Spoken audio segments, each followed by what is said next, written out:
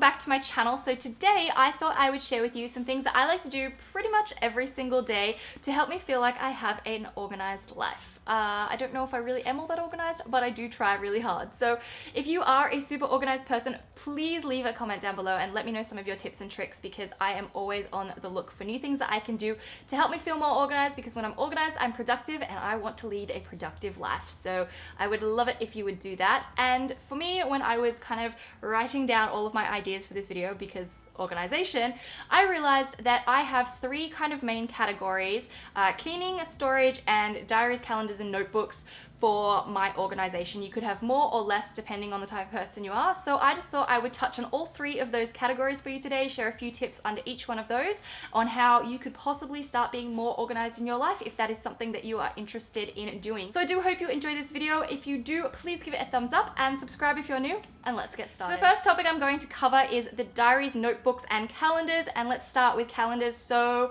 I like to have calendars around me, you know, on my phone and my computer, that's a given, but also on my desk and in my diaries and whatnot, because I like to use these to keep track of what day it is, even though I'm still terrible at knowing what day it is, and I just feel like if I didn't have all these calendars and stuff around me, my life would be a chaotic mess. But on the topic of calendars, I really like to have a full month calendar view. I use my Erin Condren planner for this. I would like to get into the digital version, like on my Mac, and sync it with my phone, but that's something in the future that I will do. I am very much a pen and paper type person, so with my diary layout, it gives me the opportunity to be able to see what's coming up in the next couple of weeks, and I can get my head around appointments and events and meetings and anything that I have, and I also won't double book if I know exactly when and where they are. So I think that's probably one of my favorite things to do, is know what is happening for that entire month, like in advance. The next thing are notebooks, and I have so many different notebooks. Notebooks are one of my favorite stationery items to purchase, and I have to restrain myself sometimes, otherwise I would have a stack of notebooks that would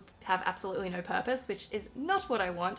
But I do love notebooks, and I have one that I use to write down all of my expenses. It's a great way for me to track everything that I'm spending, so I can see if I need to kind of restrain myself a little bit.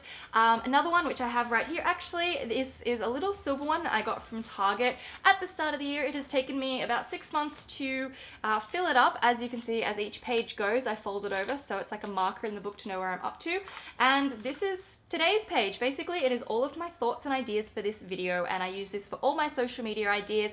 I throw it in this book. I can draw, I can write down everything that I want to take a shot of when I'm filming, and it just really helps me get all my ideas together and make my videos come to life. Otherwise, I feel like I would be a hot mess and I would forget things and it would just be a disaster. So I love having my little notebook that I can get all my ideas out on. If you are an ideas person and you have a whole lot of ideas swimming around up in there, the best thing you can do is get it out onto paper, whether you get like an art diary and start drawing it, or whether you write it in a notebook. It means it has a chance for those ideas to come to life and really start working on them. And the third thing I wanted to talk about under the category of diaries, notebooks, and calendars is making to-do lists. And I make to-do lists in everything: notebooks, on my desk planner, in my diary, on my computer. I always start with my desk planner in the morning when I am having my coffee, and I just like to write down everything that I need to do that day, and then I cross it off as I go.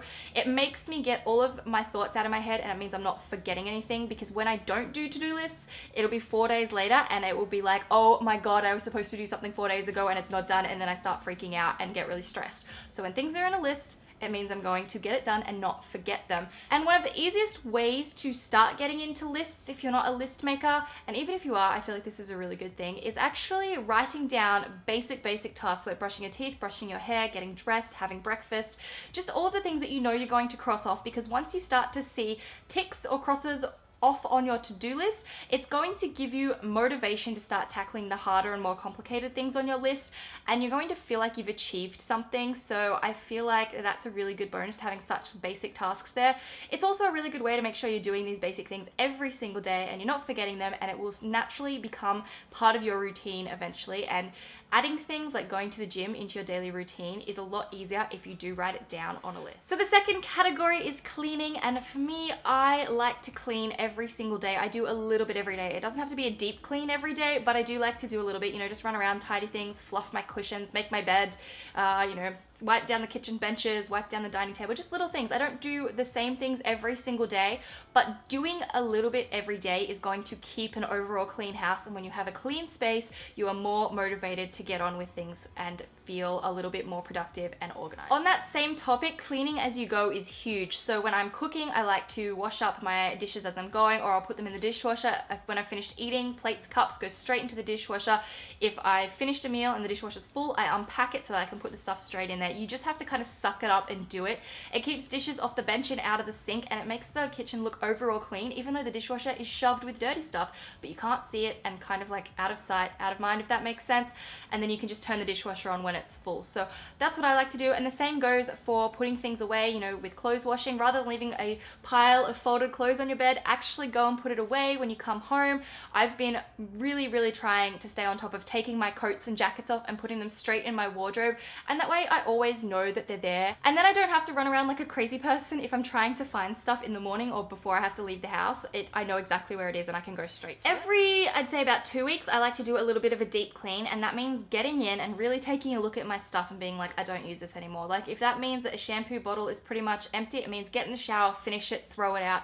Looking at my makeup products, if it's empty, throw it out. If it's maybe some clothes or some shoes that I'm really just not wearing, or they're starting to look really almost destroyed, throw them out. Same with packaging and things that I get in the mail. I find sometimes you'll get these notes or these letters or I don't know, just stuff in the mail, like junk mail, and it tends to just kind of sit there and accumulate, and it's like, no, this has got to go. So I like to go in and just kind of do a bit of a clean out. That way I don't end up with too much stuff and I can get it. The last category today is storage. So I think I've mentioned this in a video before, and that's probably my how to clean your room video. I'll have that listed in the description. I'll actually have all of my organizational videos listed in the description. But basically, when you have a place for everything, then everything is going to stay clean. I used to live in a place where I didn't have a place for everything because I had too much stuff and not enough space. And that meant that things were always out and it was always a complete disastrous mess. So make sure everything has a place. If you do not have a place for everything, 1, reevaluate your storage situation, or 2, get rid of stuff. If you're not using stuff, throw it. Trust me, you wouldn't even know it were gone if someone came in and took it away from you if you haven't used it in that long. Another thing with storage, I like to label things so I know exactly what's what and where's what, if that makes sense. So I mentioned this in one of my money organization videos. I like to label my manila folders so I know where all my bills and all my paperwork goes and what it's all doing. And I think it's just really easy if you do label things, you know exactly what everything is without having to dig through it and make a disastrous mess trying to find something. And the next thing in this category is to have storage boxes and organization within drawers and storage boxes. So like in terms of clothes, having all of your clothes folded means everything's going to be a lot easier to see and it's easier for you to grab. If you just kind of shove all your clothes into a drawer, it's going to be a lot more full and it's going to be a complicated mess. You're going to have to make a huge mess every time you need to find a particular item of clothing. And then for things like my makeup, for example, my lipstick drawer, rather than just throwing all my lipsticks in that drawer for storage, I actually went and bought dividers from Daiso to neaten it all up. I can have everything. Everything's really easily visible and I know exactly what lipstick is what when I want to grab one, and I don't have to dig through it all to try and find the right one. So it kind of saves time as well when everything is set out organizational wise. The next thing that I would like to go and purchase is a bunch of storage boxes from IKEA so that I can put them in my bookshelves and I can just put things like nail polishes or like DIY project supplies and get all of that sort of stuff organized and out of the way so it's not a huge cluttered mess. So those are my 3 different categories and a few different tips and tricks under each one of those categories. I really hope you guys have enjoyed this video. Like I said, please leave a comment down below and let me know if you have any tips and tricks that you would like to share with everyone and share with me because I would love to know.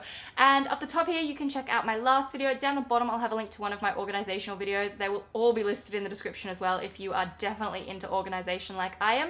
And I will see you guys in my next video. Bye!